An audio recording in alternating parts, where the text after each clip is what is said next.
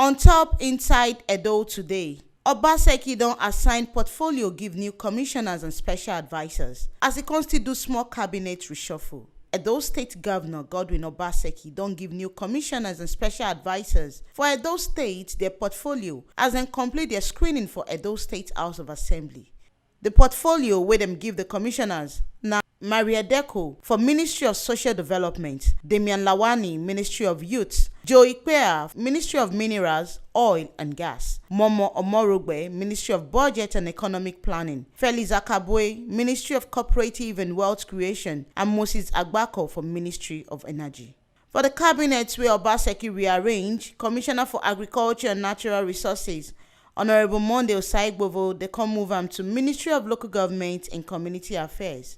Commissioner for Education, Honorable Emmanuel Agbale, Conde Ministry of Science and Technology. Commissioner for Local Government and Community Affairs, Jimo Ijegbai, na him come be oga for Ministry of Education. 5 special advisers wey Edo State Government newly appoint sef get their portfolio, as Andrew Momodu be Special Adviser for Public Order and Security. Honorable Saigbovo Yoa was Special Advisor to Governor on top political matter for Edo South.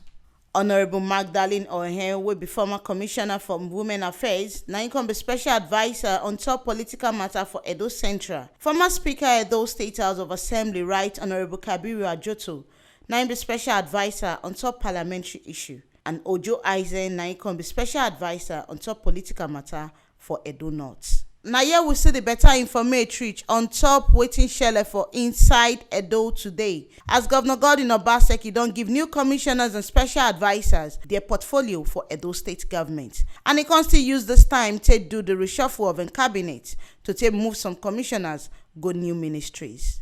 Make una no forget say this ogbonge information una lis ten to, so na T Live Media na im bring and come for una. And to continue to get this ogbonge informate on top waiting the shele for inside Edo, Mona no forget to like, comment and subscribe for our YouTube channel for T Live Media TV.